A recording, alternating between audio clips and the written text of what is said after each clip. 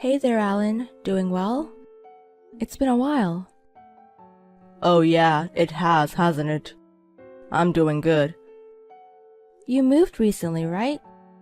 Good work on that. We're going to be neighbors now. Well, I'm about 2 train stops away from you. But that's still much closer than before. It's even walkable if we wanted to. Well, you're not wrong. But it's kind of surprising for you to reach out to me.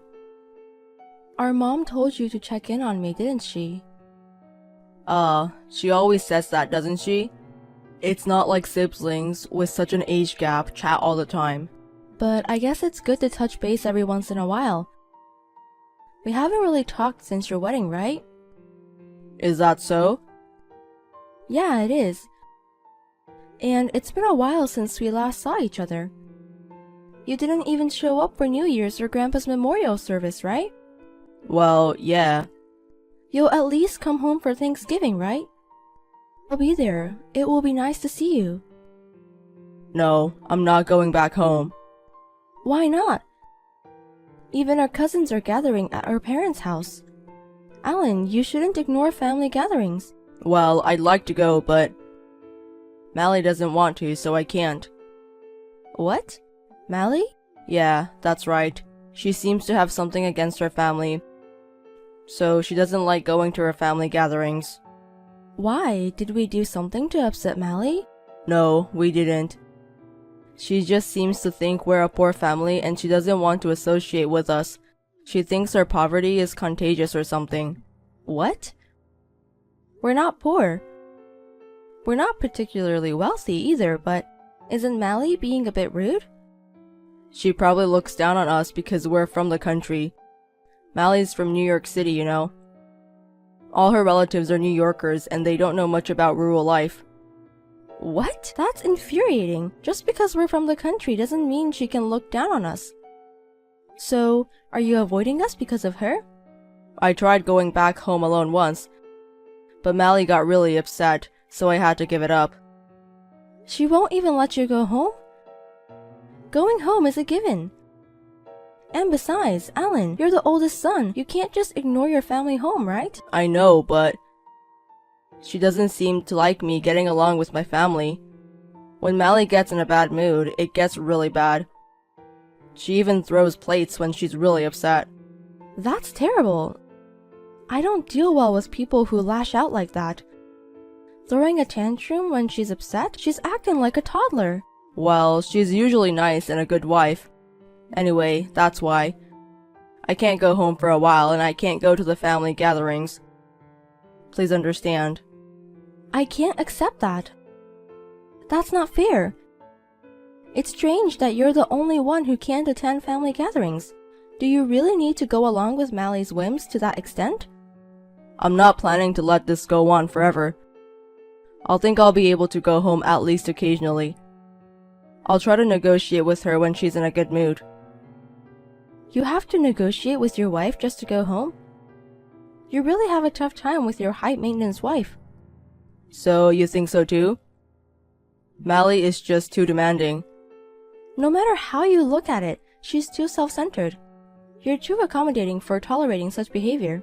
If I were in your shoes, I would have left the house a long time ago. It's embarrassing for a husband to run away from home. It's fine, I can endure it. At this point, changing Mally's personality is impossible. You're too good-hearted. But don't push yourself too hard, okay? If you ever want to vent about Mally, feel free to contact me. I'll listen anytime if you want. Thanks, I appreciate that. Hey, Alan, do you like grapes? I received a bunch from a friend and I've been distributing them among the family. Can I drop by today and give you some? Sorry, I'm actually on a business trip right now. Oh, really? Bad timing, huh? Should I come and deliver them after your trip? But grapes can go bad easily, right? Never mind then. Oh, come on, they're delicious grapes. Mally is at home, right? I could drop them off there. No, that's alright. Didn't I tell you before that Mally doesn't like my family? She might say something rude if you come, so please don't. I don't want her to feel uncomfortable. Then how about I just leave them at your doorstep? It should be fine if she doesn't have to meet anyone face to face, right? You don't get how bad it is with Mally. She even hates when my family sets foot on the property. Does she dislike us that much? If she hates the in-laws so much, she shouldn't have gotten married. Right. I wonder why she married then. Even from my perspective as your sister, you were quite popular. You always had wonderful girlfriends.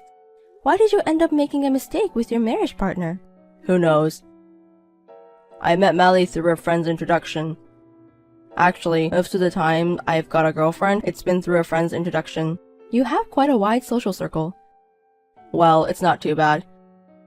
And so I was introduced to Mally as an honest and good girl.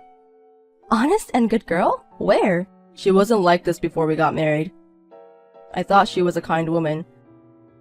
I didn't think she would change this much. Were you fooled? She was probably just pretending to be a nice person before the marriage. Recently, Mally's selfishness has been accelerating. She started to become more possessive of me. I hardly have any free time. It's exhausting. Poor Ellen. Why don't you just break up? But we've only been married for a year. If I break up now, people might think it's weird. I'd like to at least put up with it for 3 years. I think you shouldn't worry about what others think. Mally's the one in the wrong here. But I don't know what people would think if I divorced this early. It'd be a problem if strange rumors started circulating. It'd be nice if Mally's character could somehow improve. No one would think you're the bad one. Everyone believes in you. I'm glad to hear you say that. But if you're complaining this much, you must be stressed out, right? I can't forgive Mally for troubling you so much. Honestly, it's unforgivable. Hey Alan, I just ran into Mally. Mally? Where? Right around my neighborhood. Despite the rain, she was walking without an umbrella.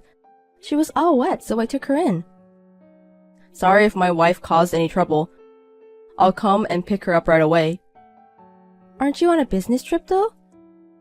I'll let my colleague handle things here. I can't let you be inconvenienced. There's no need for that at all. I just took her to the police. She's fine. Wait, why did you take her to the police?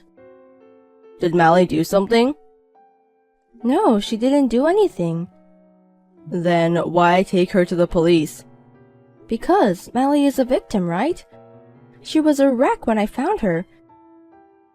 She was covered in bruises. What? Why would she be in such a state? Could it have been an accident, maybe? Thanks for looking out for her anyway. Quit the act, Alan. Mally said you did this to her. Me? I would never hurt my wife.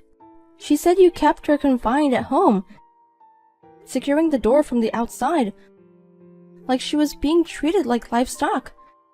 And the bruises, she says they're your doing. Hold on, wait. That's all lies. How then do you explain Mally being so skinny?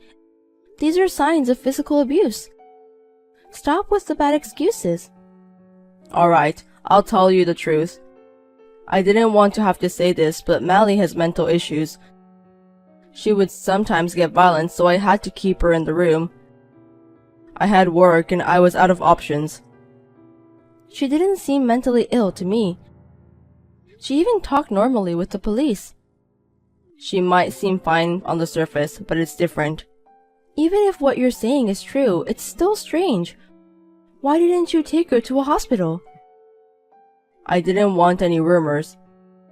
So you confined her at home and didn't give her care that she needed. Isn't that a crime? I haven't committed any crime. Calm down. I am calm, but you should be worried. You might end up in jail if this continues. Keeping her confined, hurting her? That's a crime no matter how you look at it. What the hell? I thought you believed me. Mally came to me crying for help. She didn't look like she was lying. Your excuses don't add up. I can't believe you anymore.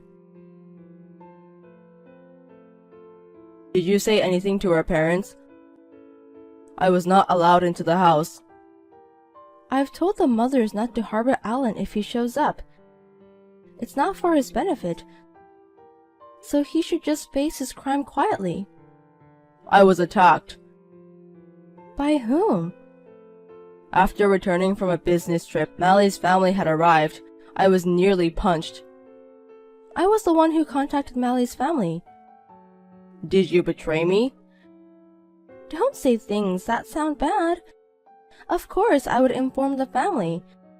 Mally is currently hospitalized. Seems like a broken leg. What do you think caused it? Broken leg? I know nothing about it. Apparently, Mally jumped out of a window and escaped. Came here running on a broken leg. This broken leg is your fault too. It's not my fault. Because you didn't let her out, right? That's why, if the correlation is proven, your crime may become even more serious. What the hell do you want to do with me? Do you want me to be miserable? I just think you should take responsibility for what you've done. You've done so many terrible things to Mally. You should properly atone for your crimes. Mally testified to everything. What did she say? She talked about what you did to her and how it all started. She said it started with something trivial. It seems you got upset over a minor thing. And that from that day, you changed and started hitting her. Do you really think I would do such a thing? It seems Mally's bruises have been proven to be injuries. That's what the doctors diagnosed. You've been hiding your true nature all along. No, that's not true. I don't believe it anymore. You've been saying bad things about Mally on purpose. Like she's selfish or that she dislikes her relatives. How could you say such things? I'm not lying. Please believe me. It wasn't that Mally hated her relatives. You just didn't want to introduce Mally to your family, right? If they saw such a battered wife, of course they would suspect something, right? To hide your wrongdoing, you wanted to keep Mally away from her family. That's why you told such a lie. You were the one saying bad things about Mally, too. You agreed with me. I didn't know Mally was going through such things, and I didn't know your true nature. I don't have a true nature. The person I showed to my family is the real me. You're part of the family, so you should understand, right? Liar! You're the one pretending to be a saint. We were completely fooled. Even Mom and Dad said they want you to atone for your sins. Are Mom and Dad going to abandon me too? What you did is a criminal act. We can't cover for you. I didn't do anything wrong. I didn't mean any harm.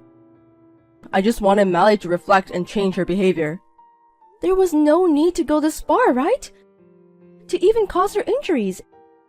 You're insane. I don't understand the thinking of a criminal. I feel bad that I ended up causing her to break a bone. But this is just a domestic dispute. It became a crime, so the police intervened. Mally's family said they would file a complaint. I think that's a good idea. This isn't a problem that can be resolved with just damages. Are you telling me to become a convict? Me? It's sad for me to become the sister of a convict. We can't overlook what you've done. There will be no one left who believes in you after this. There must be people who believe in me. Society is harsh on ex-convicts. I'll never believe in you again. Consider that you don't have a sister anymore. And I'll live as if I don't have a brother. Afterwards, it seems Mally filed a complaint as advised by her family. There was a possibility of settlement, but Mally's family didn't allow it to be resolved with money. In the end, Alan was given a prison sentence. It's suspended, but the fact remains that he became a convict.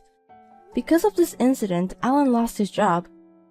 Acquaintances and friends distanced themselves, and his once extensive network of relationships collapsed, and I, as declared, cut ties with Alan. Our parents haven't abandoned Alan, but they can't return to the previous relationship. Alan must have understood that he lost his parents' trust. Before long, Alan stopped contacting anyone. All we can do now is hope for Mally's mental wounds to heal quickly.